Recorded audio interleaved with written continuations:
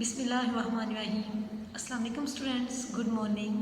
Welcome to online classes by Slim Habib School and Ramadan Mubarak to all of you. Have a blessed Ramadan. And it's our science class and it's our lecture number 2 that we are going to start from question number 16 from your notes. It's a part of chapter number 2, living organisms. And let's start. Question number 16 is what are sieve tubes. Sieve tubes क्या हैं? आपको याद है हमने last lecture 1 में देखा था, हमने एंड किया था जाइलम एंड फ्लोएम पे। फ्लोएम के जो सेल्स थे वो क्या थे? परफोरेटेड। परफोरेटेड का क्या मतलब था? उनके अंदर होल्स थे छोटे छोटे। ऐसे ना इन होल्स के थ्रू क्या होती है? फूड मूव करती है। इन होल्स को, ये जो सेल्स हैं जिनमें होल्स होते हैं, इन होल्स को हम क्या बोलते हैं? इन सेल्स को सीव ट्यूब्स बोलते हैं। अंडरस्टैंड? ये हमेशा लिविंग सेल्स होते हैं। Although they are thin walled, लेकिन होते क्या है? लिविंग। ये लिविंग होते हैं। इनके अंदर क्या होते हैं? पोर्स। परफोरेटेड का मतलब ये पोर्स होते हैं जिनके अंदर परफोरेशन हो, पोर्स हो। इनके अंदर हमेशा पोर्स होते हैं। इन पोर्स के थ्रू फूड क्या होती है? ट्रांसपोर्ट होती है। कहाँ से? लीव्स से। फूड हमेशा कहाँ तैयार होती है? लीव्स में। लीव्स में फूड तैयार होगी, लीव्स से बाकी बॉडी पार्ट्स तक ट्रांसपोर्ट होगी। वो किसके थ्रू होगी? सीव ट्यूब से। Sieve tube, these are sieve tube, basically these are cells of phloem. Understand? Next is question number 17, what is cell sap? Cell sap क्या है? आपको याद है हमने फर्स्ट लेक्चर में आपके क्वेश्चन लिखवाए थे मैंने, व्हाट इज वैक्यूल। उसकी डेफिनेशन में था vacuole is a space that is present inside the cell and it is filled with fluid. Word add किया था ना हमने उधर fluid. Actually that fluid is cell cell. ये जो फ्लूइड है ये कौन सा फ्लूइड होता है? Cell cell. ये जो वैक्यूल के अंदर प्रेजेंट होता है। अंडरस्टैंड? और इस सेल सेल में क्या क्या चीज़ें होती हैं? Solution of salts and sugar. Sugar भी हो सकती है या साल्ट्स, दोनों का सोल्यूशन हो सकता है। वैक्यूल का एक्चुअली फंक्शन ही क्या होते हैं? फूड को स्टोर करना, फूड या वेस्ट को स्टोर करना। अंडरस्टैंड? वो किस फॉर्म में होती है? सोल्यूशन की फॉर्म में, फ्लूइड की फॉर्म में। उस फ्लूइड को ही हम क्या बोलते हैं? Cell cell. अंडरस्टैंड?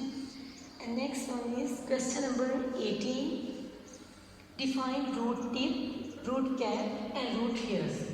ये हमने इन 3 पॉइंट्स की क्या लिखी है? हमें डेफिनेशन लिखनी है, इन्हें डिफाइन करना है। Okay, let's see. हमने ये क्या था? रूट्स हमेशा अंडरग्राउंड होती हैं। ये तो हमने काफ़ी दफ़ा बात के लिए कि रूट हमेशा अंडरग्राउंड होती है, नॉन ग्रीन होती हैं। अब ये लिखा था रूट्स के जो, लेट मी इरेज हो गया,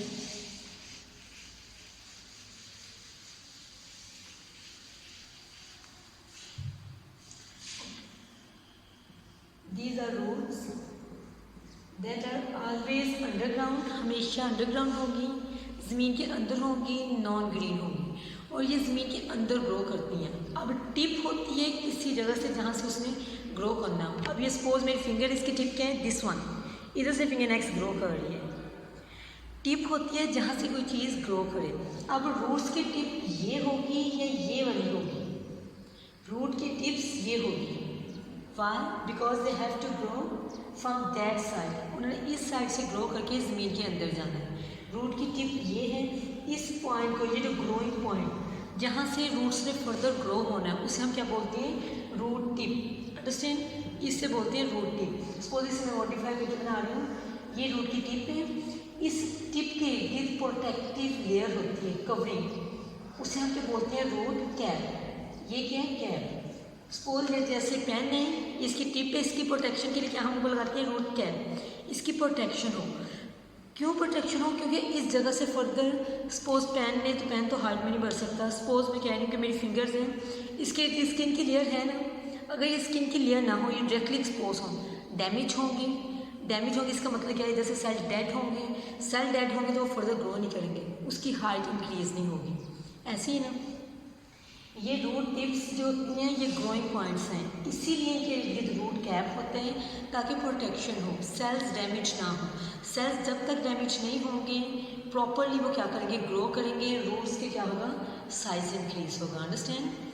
ये रूट कैप है, रूट कैप से ऊपर रूट से क्या निकलते हैं further, root hairs. Root hairs के ये टाइनी होल्स होते हैं, एक्चुअली ये ट्यूब्स होती हैं। ये अगर मैं एक होल को देखूँ ना, इसे अगर मैं इस चीज़ को बढ़ा करके देखूँ मैग्नीफाई, ये छोटी छोटी ट्यूब्स होती हैं। एक्चुअली रूट हेयर्स भी क्या होते हैं, स्मॉल ट्यूब्स होती हैं। ये जैसे हमारे हेयर हैं, हमें लग रहा है ये these are just like thread कि इनके अंदर कोई ट्यूब्स नहीं है, लेकिन अगर ये हम मैग्नीफाई करें इट मे बी पॉसिबल कि ये भी ट्यूब्स लाइक हों। सी ना, ये जो रूट हेयर्स होते हैं ये क्या होते हैं ये जस्ट थ्रेड लाइक होती हैं, हमें देखने लगता है जस्ट थ्रेड है। जब इन्हें मैग्नीफाई करके देखा जाता है तो ये जस्ट क्या होती हैं, स्मॉल ट्यूब्स होती हैं। इन ट्यूब्स के थ्रू वाटर और मिनरल्स क्या होते हैं, ग्राउंड से रूट्स के अंदर आते हैं। मैंने आपको लास्ट लेक्चर में बताया पानी हमेशा प्लांट्स में किससे एब्जॉर्ब होता है, रूट से। रूट से पानी हमेशा प्लांट्स रूट्स से लेते हैं, और वो रूट्स किससे लेते हैं, रूट हेयर्स के थ्रू। रूट्स अब कहाँ से पानी लेंगे, रूट हेयर्स के थ्रू ज़मीन से पानी लेंगे, यही वाटर क्या होगा नेक्स्ट पूरी प्लांट की बॉडी को ट्रांसपोर्ट होगा। Understand, that's all about root tip, root cap and root hair. Understand. Next is question number 19, what are the functions of stem. Stem के फंक्शन क्या हैं, ये हमने रूट्स देखी थी प्लांट की। अब नेक्स्ट स्टेम कौन सा पार्ट होते हैं, here is the stem, long, erect and outside the long. ये जो चीज़ जो लॉन्ग होती है, हमेशा स्टेम लॉन्ग होते हैं, कुछ प्लांट्स के शॉर्ट भी होते हैं, लेकिन मेन क्या है, इन्होंने हाइट में जाना होता है। ये स्टेम है, stem is always long, erect होते हैं, हार्ड होते हैं, जिसकी वजह से प्लांट्स कहते हैं अपनी जगह स्टेबल रहते हैं, ऊपर को उनके रहती है टेक्सचर, इरेक्ट होते हैं और अपराइट होते हैं। इस स्टेम का फंक्शन क्या है, ये स्टेम प्लांट्स का क्यों इम्पोर्टेंट है इतना। एक्चुअली ये प्लांट्स का स्टेम जो है ये कनेक्शन बनाता है रूट्स का और बाकी बॉडी पार्ट्स का। प्लांट के बॉडी पार्ट्स कौन से हैं, लीफ है, स्टेम है, ये शूट्स हैं। अगर ये देखिए स्टेम वाली चीज़ को हम स्किप कर दें, इनके दरमियान भी कनेक्शन रहेगा रूट्स और लीव्स के दरमियान में नहीं।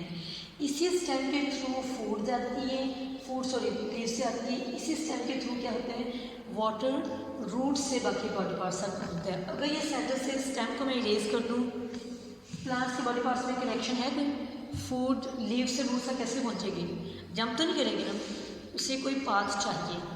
वो पाथ कौन सा है, स्टेम। इस स्टेम के थ्रू सारा कुछ हो रहा है।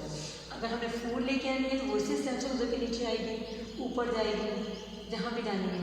इसी स्टेम से गुजर के वाटर क्या होगा, लीव्स तक जाएगा, टॉप तक, जहाँ भी उसने जाना है तक पहुँचेगा। Understand. It connects roots to the leaves and leaves to the roots, दोनों के दरमियान कनेक्शन क्रॉस कर रही है।